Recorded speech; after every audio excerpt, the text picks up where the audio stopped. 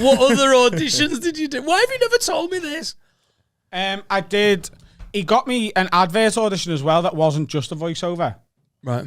Which was for, I'm sure I've told you about this. It was for Tesco. Have I told you about this? No. So, have you? I'm pretty sure I have. I've definitely told it on another podcast. So there was like a thing with Tesco, but it was like Jimmy's steak dinner. And I was up for the role of Jimmy. This is true, right? So I had to make a steak dinner and I had to do the advert. And like it was supposed to be for like Valentine's Day or Father's Day or something. And I was like making steak dinner. And then I got down to the final 2 for it. And it was a lot of money, like a lot of money. And I was like, oh, I think I might get this. And then I didn't get it. And to this day, Jimmy's steak dinner, the advert, is at the very front of my local Tesco. So every time I go shopping, this is partly why I'm a fucking Asda man from the first half. It's because I have to walk past the cunt who beat me to the fucking thing, and he's looking at me, and I can see him through the poster looking at me going, you'd have loved this 25 grand, wouldn't you? Yeah. But I got it. Could have had a deposit for a house. Have you ever been successful in any of these auditions? I did the nationwide TV advert a few years ago. I did stand up on the banking advert. Oh, okay. And I was very. Was that good? It paid well, Cal. Yeah. It was. I think it sold at me a handful of tour tickets, but I think a lot of people. Everyone hates everyone on adverts eventually because you're on all the time, and you just end up being the twat off the advert.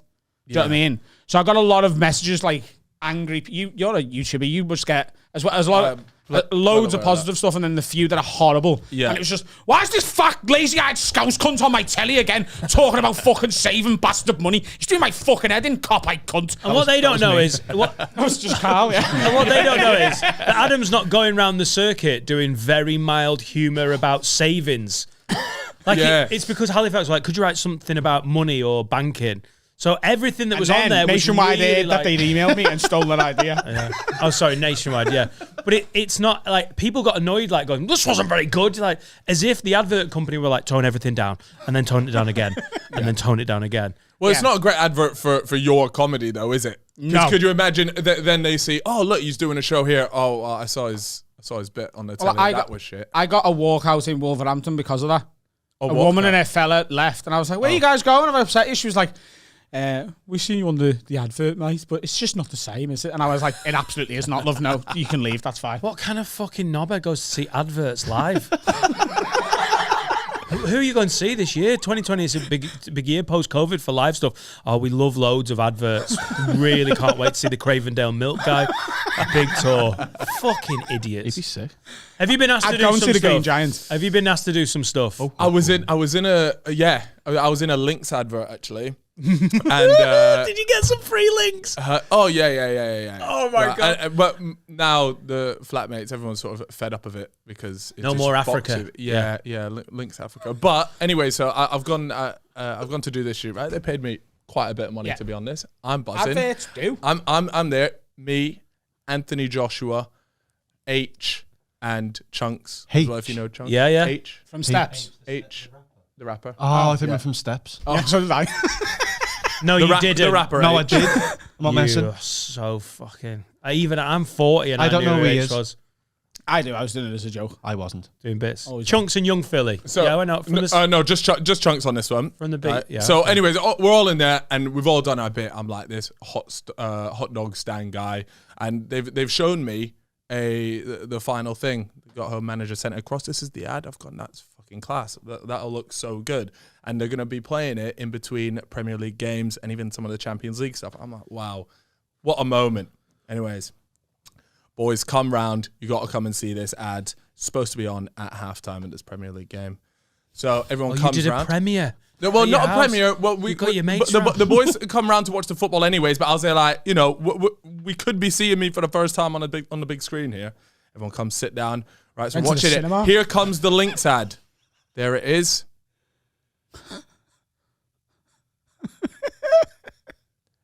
I was supposed to be on 5 seconds into it. They've cut my bit out. And just a little taste. I'm sure I'll be in the long version when they show that one. Just never. Did they cut Chunks out? Never heard. Just me. H was in. Anthony I Joshua. got my bag. There you go then. Yeah, I got no. But the hot dog man should have been in that fucking ad. Were you the star of the thing, yeah. Well, I thought I was. Yeah, that's how I felt. You know, when I was watching it back, I was like, I've pulled off a masterclass here. Artistically, you're like, no, his story needs to be told. Yeah. Mustard lad. Important. I will never wear Lynx Africa again. After this, is Yeah, run yeah. out. So yeah, anyways, that was the time I was supposed to be in an advert, but yeah, that was pretty depressing. My mum texted me, I thought you were supposed to be in the ad. Fuck off. I'd have loved if mine had got cut. Genuinely, if they'd have just paid me and gone, we're not showing it. And that is actually what happened in the end. Have we told this on a public yet? So I put a stand-up clip out, Oh yeah. and the people who sorted the adverts out were like, oh, that stand-up clip is far too offensive, and he's linked with our brand, and he needs to delete it now. And I said, no. Like, I'm not deleting my stand-up. You knew who you were hiding. Yeah. And they went, oh, no, take it down. And I went, no. You can't tell me what I can and can't put out. It's just not happening.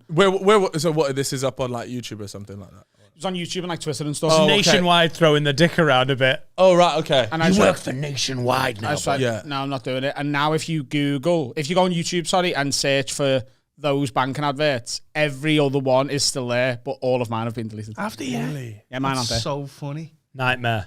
Yeah, fucking nightmare. So all for right. all we know, that Nationwide thing could have never happened. It could have. Yeah. Definitely got the bank. Yeah. Nice. Yeah. I love getting paid to not do stuff. It's fucking brilliant. I've got a happy memory of getting a gig cancelled. I just got on the motorway and I was just coming up to the first junction past where I get on the motorway, and the promoter rang and went, I don't know where you are, but go home, it's been cancelled. I had literally straight onto the slip road. It couldn't have been timed. I was like round and roundabout, ringing my wife like, I'm coming home. I'm going to be home in 15 minutes. Fucking brilliant. Full fee. Get the fuck in. Not that I don't love doing stand-up, but getting paid to not do stand-up, getting paid to drive to Junction 15 and back was fucking great. Loved it. Got a question for you, Cal, because Finn, our brilliant assistant producer, he's now our sort of in-house researcher as well. Yeah. So we did a little bit of digging. We haven't found out anything too bad. But you have lived in many countries, apparently. Yeah, that's sort of why my accent's just fucked. You just sound like quite well-spoken Londoner to me. No. I hear no, a twinge. No, you sound like a Forces child. Oh, it's who've been interesting to you say different that. bases. I'm not, but yeah. But no. Where have you lived? So Tell us where you've lived. Yeah, I lived when I was 3, moved to Vietnam, lived there, so back in Nam for 7 years. Moved from there to Russia, then from Russia to Scotland for like half a year, Egypt, then back up to Scotland, and now London. What? Yeah. I'm trying to work out what your dad did. The circus, is it? The circus. Oh, that Vietnamese circus, that very famous circus over there. Vietnam. That was called the War. No, he worked in oil. So wherever Right. the oil was, he just sort of carted me around with him. Right. But yeah. No, it was His class. I dad's a loved it. driver for BP. That's what it is. Just he used to do the Vietnamese Yeah. petrol stations, then the Russians, Yeah. and Scotland, obviously. Showing you knowledge about the oil industry there, Adam. Yeah. What was wrong with that? What? What do you mean? He isn't a BP driver, is he? No, I was He joking about wasn't. that. Yeah, bit. yeah. But like, what was wrong with? What was fundamentally flawed about my? I don't know. They just drive to a petrol station in Vietnam. Are you saying Vietnamese people don't use petrol? Diesel. They do. Oh, They've diesel. got their own oil. Yeah. They've got their own oil. But yeah. How long have you That been was back it. in the UK? Uh, You always felt British, though. Were you Yeah, at well, international schools everywhere? Yeah. Okay. And it was filled with military kids. Yeah. American military kids. So that's Right. why there's a bit of that twang there. It's like tended to be made up of mostly American kids there. So yeah, I came back to the UK when I was 14. Yeah. So I went to uni with a girl from Cameroon, and she was like, "Hey, I'm from Cameroon." And you're like, "Well, you sound American as fuck."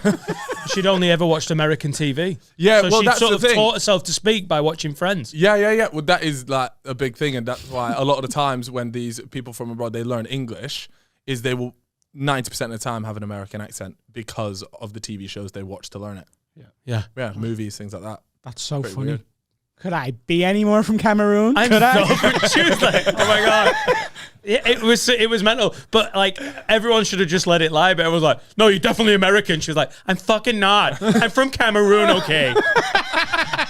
Amazing. She was dead sound. I reckon we're about 4 or 5 years away from genuine Americans identifying as being from Cameroon anyway, so that she'll fit in with all them soon. Like it. Yeah, that's a little identity politics joke there for the man then. Vietnamese petrol stations. What was wrong with that?